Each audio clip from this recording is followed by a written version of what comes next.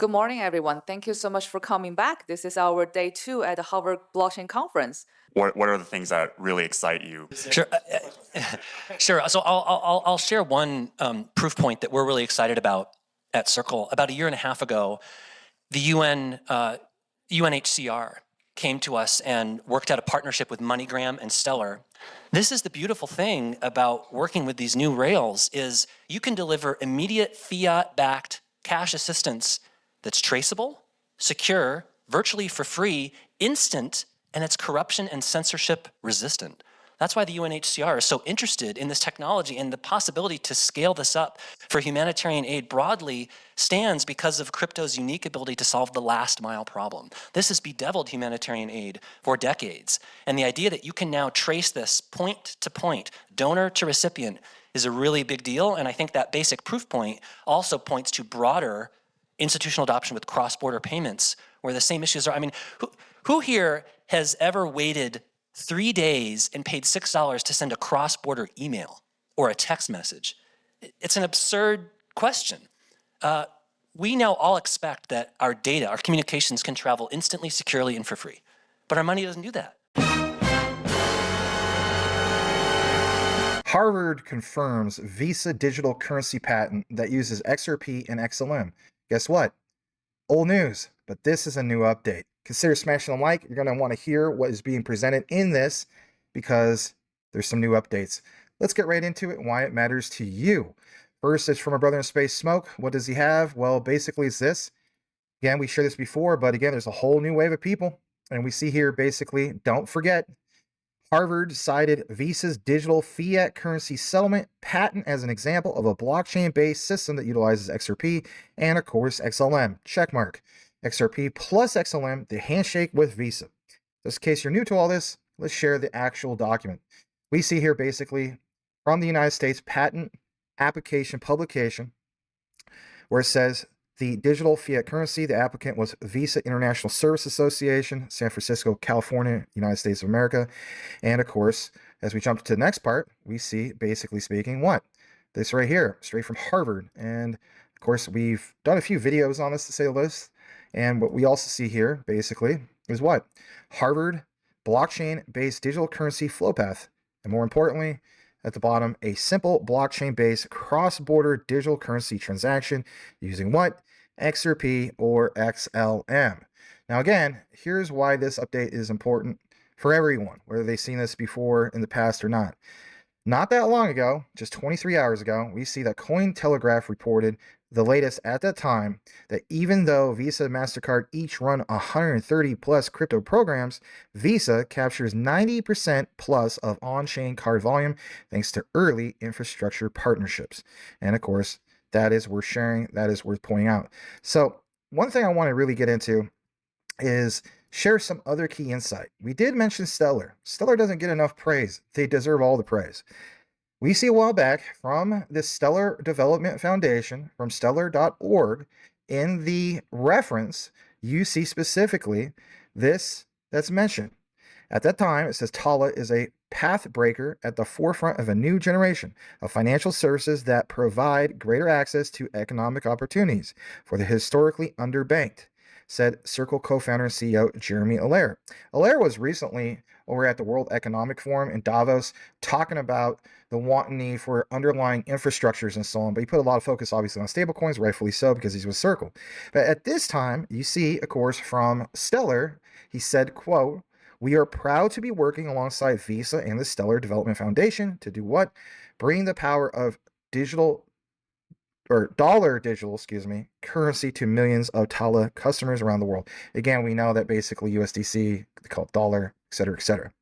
Now, the other area I want to jump into is I decided to look more into, again, the concept of an actual dollar, right? And we know for the most part that there has been announced that there won't be a CBDC in the United States, but it kind of feels as though that stablecoin is kind of like the camouflage version of a CBDC. Whether that's doom and gloom for you or not, just seems like it's a reality. And again, a lot of people have covered this. So this is from the actual digital dollar project. This is an actual document, 70-page document. I thought I would jump into the nitty-gritty of why this is important. The actual real document is titled Modernizing the US Dollar for the Future of Digital Finance, for example. We jump down. When we get into the document, what do we see in regard to like existing real-time gross settlement systems? Again, I want you to pay attention to this because this is me expanding into why we get really deep about some of this stuff. So for one, we see this. Remember how I mentioned Jeremy Allaire of Circle? Look what it says here. It says specifically, the stable coin is converted into fiat currency. Again, this is from page 41 of 70 of the document. So again, convert it into the fiat currency at the moment of the purchase, which is received by the merchant in the manner of consistency with any other PayPal transaction. Okay, that's PayPal. But more broadly, stablecoins can be converted into fiat currency via robust secondary markets as highlighted previously, right, in the document. Excuse me. S&P Global at that time wrote secondary market liquidity for USDC is strong. Again, if you saw the interview of Jeremy Allaire over at the World Economic Forum, it's like roughly an hour interview. He pounds this home numerously. Like he literally just mentioned this the other day. And you see here the other quote from Allaire, with significant liquidity on several centralized exchanges, existing RTGS systems, again, if you're new to this, real-time gross settlement systems, and ACH, which means the automated clearinghouse, are commonly utilized to transfer fiat dollars from exchanges into the traditional banking system. Now, this is why this is important. I know I've been sharing this document a lot, but can you blame me? Shout out to Jesse at Apex Crypto Insights. Love the idea that he shares some of his documents. I do the same thing too. We see here, specifically speaking, what has already transpired. In the document, you see cross-border real-time gross settlement from 2020 to 2025. We're at the beginning of 2026 and a lot is happening. It says at the very top right, the global RTGS will remove friction, costs, and risk from cross-currency transactions. Distributed ledger technology, and in particular, the XRP ledger, will enable banks to settle cross-currency transactions in real time, something that is impossible today. Do not forget some of these things are being mentioned. Right below that, it says the XRP ledger can be accessed by all banks and liquidity providers, enabling healthy competition between banks and a better service for customers. Correspondent banks and liquidity providers will be able to reach more currency corridors and new customers, providing their service offering for other banks and their clients. And again, I want to pound this home. The Interledger Protocol will enable financial institutions and central banks to make their existing infrastructure and processes interoperable with other currencies, asset classes, and the XRP ledger, the global liquidity marketplace, and the global decentralized RTGS system. All right, so you could clearly see how XRP stands out as being the dominant player. We see here in the orchestration, the local payment systems. For example, I've been covering this a lot, especially with things like Jasmy and even XDC. Like you have Zenjin, right? And we have here, for example, Ripple with that. And then you have Bank of Japan, Net. And again, the Interledger Protocol connecting to this. We see here for the global RTGS, again, real-time gross settlement system, the XRP ledger. So that's profound. And that is worth sharing. Now, here's where it gets even better. I want to talk about this as well. Some people are going to ask basically what the role of the TBAC is. TBAC stands for Treasury Borrowing Advisory Committee. They are basically a federal advisory committee that provides the United States Department of Treasury with expert guidance on debt management, issuance strategies, and economic conditions. The TBAC recently came out with some announcements, and I think it's important in light of all this talk of the Clarity Act and so on. To take you further into this, I'm going to pull up this document. This is literally from home.treasury.gov. Now, what's important here is understanding that in this document, on page 4 of 18, from the TBAC, right here in the United States, they point out digital money refers to any form of value. Again, think about Ripple, Internet of Value, that exists purely in digital form. So again, think of XRP. We are enabling the Internet of Value. It is typically stored, exchanged, and transacted electronically, taking shape in many forms. And more importantly, what do you see here from this central bank side of things? It says here, you need to have a triggered solution. You know, a lot of times you hear Brad Garlinghouse, he talks about what? He talks specifically about this concept, if you will, About what specifically? Well, he mentions the concept of like flipping the switch. And again, I think all these things matter. Trigger solutions, where does this all lead to, right? Pull this back up on your screen. We see specifically trigger solutions, connectivity into the real-time gross settlement systems. So again, go back to what? The screenshot. Because in the screenshot, you see, basically speaking, you have the CB and the LP, right? Correspondent banks and liquidity providers. And again, what is Ripple's main utility with XRP? On-demand liquidity. And then we see here what? The central bank system, if you will, the RTGS systems. And again, remember how we mentioned automated clearinghouse? Look at that. So all this orchestration with the what? The XRP ledger. That is very important to share some of these things.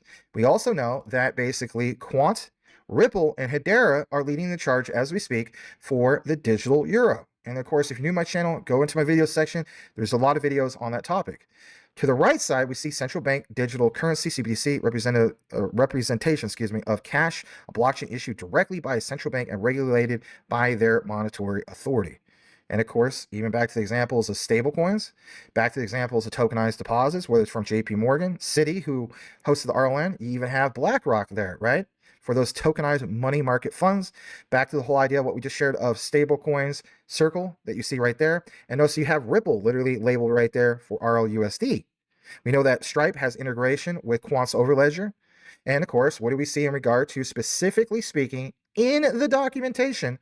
Does it highlight Ripple with who? XRP. It mentions right there, cryptocurrencies. From the snapshot of current initiatives and trends, they do highlight XRP. So this is very important to share this. And again, back to the whole thing of the trigger solutions, Deutsche Bundesbank, the Euro system, because I just mentioned the whole thing of digital euro.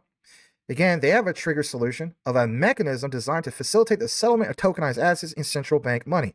Acts as a bridge between blockchain platforms and traditional payment systems, ensuring secure and efficient transaction settlement without even CBDCs. And even when we jump back into it, can Ripple accomplish this even without CBDCs? The answer is yes. Through what? Interledger protocol with the actual XRP ledger, because we know here on the third paragraph, the XRP ledger can be accessed by all banks and liquidity providers, enabling healthy competition between banks and a better service for customers.